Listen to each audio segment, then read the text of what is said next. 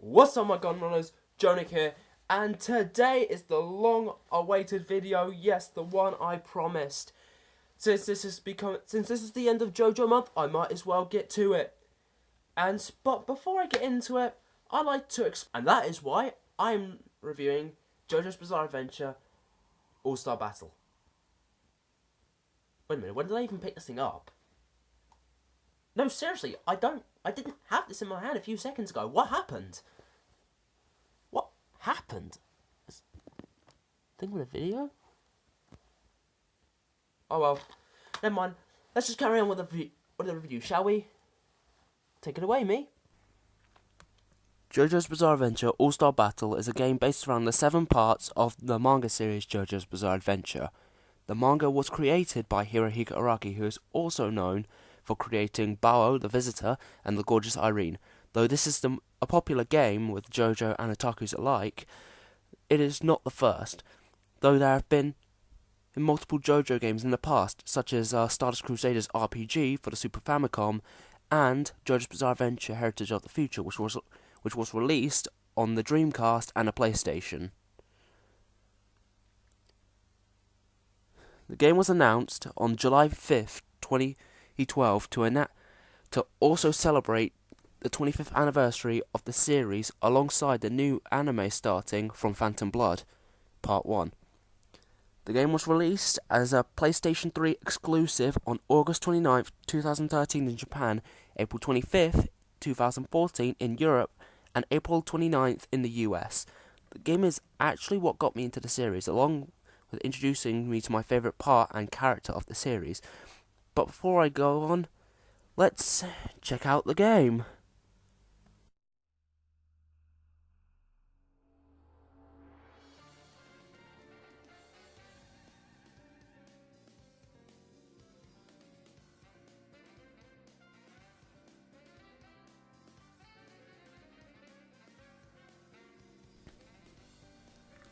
As the game properly starts, you will be greeted with an opening of the different JoJo's from the series that will appear, and they'll show off their abilities before showing the villains and then showing glimpses of gameplay.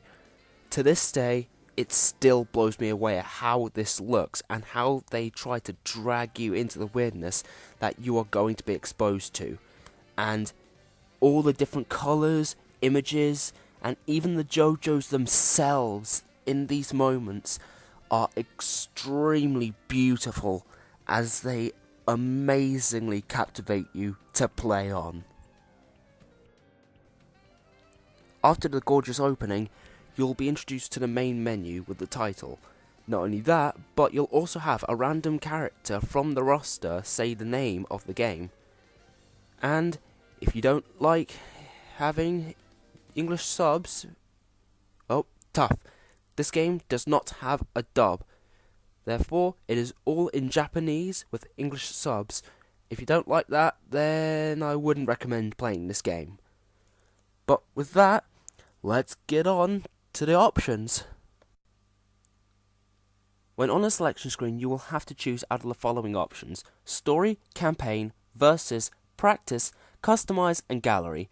I'll get to the story mode later because it's pretty lengthy, but I will try to explain the other options as briefly as I can.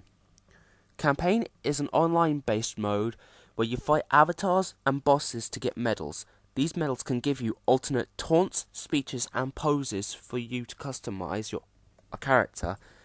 When you beat a boss, you get an alternate color or costume for a certain character.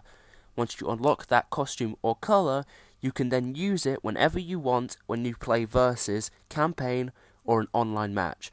Versus is how you would think. You and a friend play against one another and fight with the characters you have unlocked, with matches being best out of 3 wins. You can also fight the computer and online. Practice allows you to practice different moves or for you to mess around in. Customize also allows you to alter your character's taunts, victory speech, and poses, which you can pick when in the character select screen.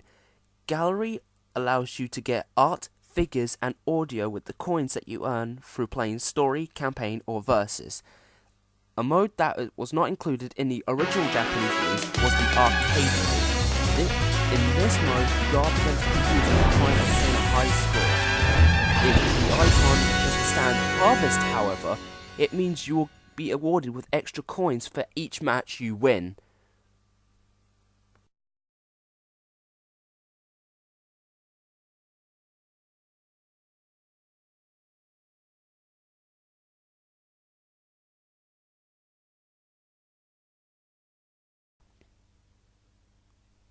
Story mode has you play through parts 1 through 7 of the JoJo's Bizarre Adventure series. Part 8 is included, but it's only after you beat parts 1 through 7. And even then, it's just a JoJo rush, where basically you play as Josuke Higashikata from that part, and you fight all the previous JoJos, including yourself, to beat the game. Not only that, but you'll also play through different locations of different iconic parts, such as Cairo Town on part 3, where Jotaro and Dio's final encounter happened. And you'll also be able to unlock different characters and throughout the different parts by playing the story mode. So it has its uses, other than just retelling the story to those who know it, or telling the story to those who haven't read the manga or watched the anime. Iggy from part 3, Old Man Joseph from part 3, Lisa from part 2, Anasui from part 6, Fugo from part 5, Shigechi from part 4, Vanilla Ice from part 3, and Yoshikage Kira from part 4. Now, thing is, I only got a few of these, and I know I missed out one, because this one character is a cameo character from another one of Hirohikoraki's previous works, and that is Ikuru Hashizawa from the Bao series. And let me tell you about him. He's fucking awesome. But I've only seen gameplay of him. The only characters I actually bothered to get were Iggy, Yoshikage Kira, Anasui, and Fugo, because those are the only characters I actually really, really love in the series. Well, out of the DLCs anyway. But with one of these characters, I have a complaint with, and this character is Iggy. He's too small to hit. Okay, with a game like Heritage of the Future, which was the old 2D fighting game for JoJo's Bizarre Adventure based around Part 3, he had the same hitboxes as everyone else, and so did Pet Shop. They had the same hitboxes as anyone else. You could punch out forward, and it would still register as a hit on Iggy.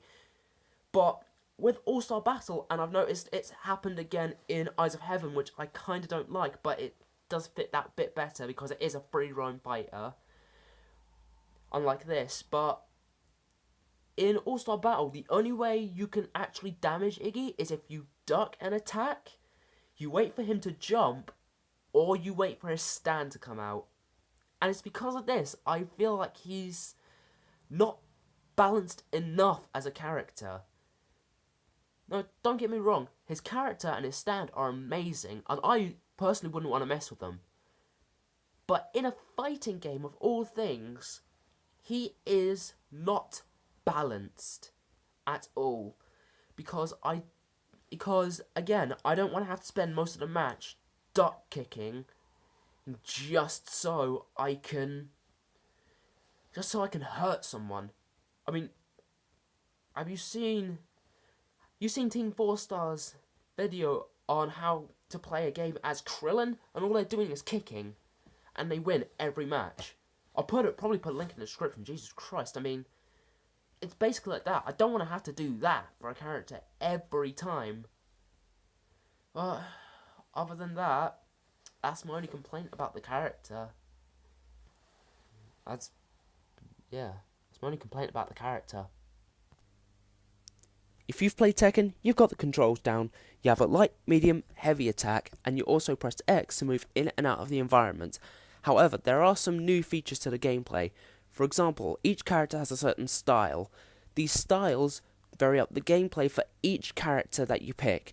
For example, characters like Jonathan, Will A. Zeppeli, Caesar, and Joseph have Hormone as a style. These characters are given hormone attacks and when you press the R1 button, they will use something called hormone breathing. This allows them to charge up their heart heat bar so that they can execute more supers and ultimates more often. However, it leaves them a sitting duck because they can't move and they can't attack while they're using hormone breathing. Stand users, of course, they have their stands, and each of the stands have their abilities beautifully integrated.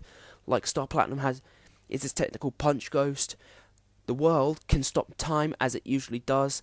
Gold Experience does bring things to life, but not only that, yes, Josuke's one even heals others. Not only that, but the gameplay also works like this. You have this little bar here, which is known as your heart heat gauge. When that fills up to 1, you can use a heart heat attack. But when that fills up with 2, you can use a great heat attack. But if it fills up to 3, then you can execute a heart heat attack and then a great heart attack. Not at once though. You'll have to be able to input the right combos, or there are some shortcut buttons for that.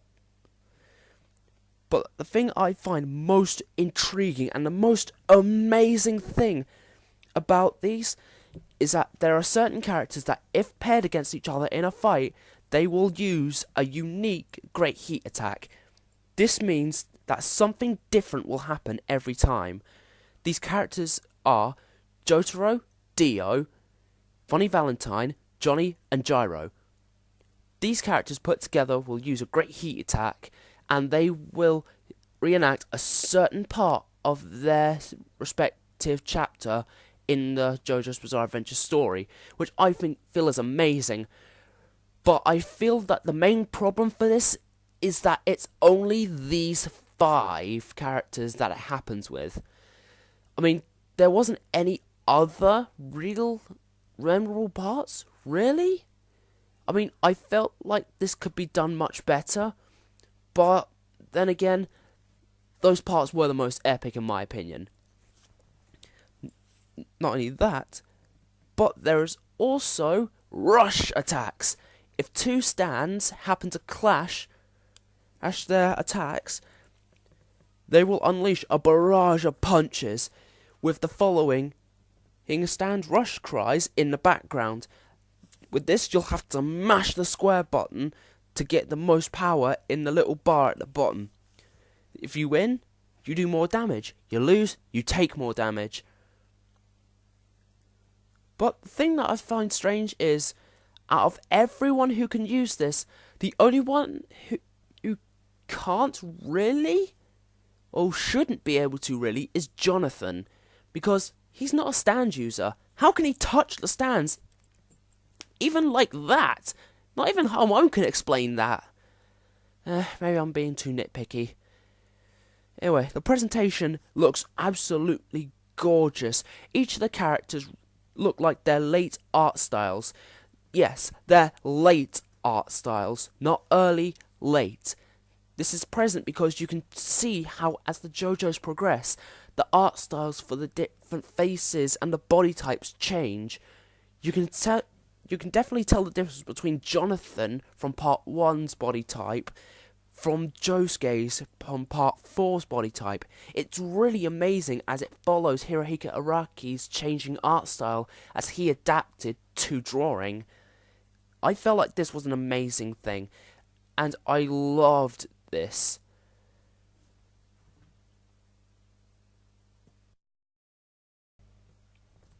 The voice acting is superb, and may I tell you, I absolutely love it. However, I do have a gripe with it. There are some translation issues that I feel need to be addressed in the game. For example, I can clearly hear Josuke when he calls out the name Crazy Diamond, but instead the subtitles say Shining Diamond. And I know why they do that. So before you put in the comments saying why, I already know. I'm still counting it as a translation error because I don't like it that much. Also, with Jolene's heart heat attack, there seems to be a translation error with how she throws it, the ball. You see, in the part 6, with her fight with Marilyn Manson, she bets that she can't hit it 1,000 times. With this game, it says how deep can she get the ball. It's errors like this that make me regret having English subtitles with it. And I am dreading the dub for the Bizarre Adventure Part 4, because I know they're going to have to change the stand names. Quick little side fact. Did you know that the person who plays Josuke in this game played as Gargiel in the Fairy Tail anime? Yeah. That's a fact for you, isn't it? But even with all these flaws and everything that I've said before, could I really recommend this game to anyone and everyone? Yeah, I could. I could recommend this game to anyone who's a fan of the fighting game genre. I can recommend this game to anyone who's an anime fan. I can recommend this game to literally anyone who wants to give this series a go, but is too nervous to pick up the anime or to read the manga. I encourage those to play. I encourage those to play this game. Though I do wish to say, ask others and do your research on the stand names before playing this game, though. Well, when you play this game, because again, the copyright subtitles for this thing, it's not, the names aren't really that good. So, if I'd say look into the actual stands before, or you actually, oh, sorry, not before, while you play the game. And don't be afraid to pick up the anime. Don't forget to pick up on the anime. Part 4 has just finished, so you have plenty of time to start from part 1, 2, 3, or even go from 4 onwards. But all that said, what would I give this game? Personally, even with the flaws and everything, I'm not going to be biased about this at all. But with its rating, with the rating, and with what I've mentioned altogether, I would give this game a solid 7 out of 10. That is my rating, because it is a fun game. I think it's enjoyable, and I love it to bits. I love the series to bits. But still, with all those with the flaws that I have with it, and the downsides that I have with this game, I think it kind of lowers it a bit. And I think that would lower the bar a little bit with the majority of the fans who love the series. But in all honesty, that is my opinion. And again, my opinion, you don't have to agree with it. Anyway, that was my review on JoJo's Bizarre Adventure All-Star Battle. I hope you enjoyed it. See if we can get this video to 10 likes, at least. If we do, I'll probably make another one of these. And I'll look into a different game. I guess that's it. End of JoJo month. Fuck. Well, see you guys later. It's Jonix signing out. One last Doria!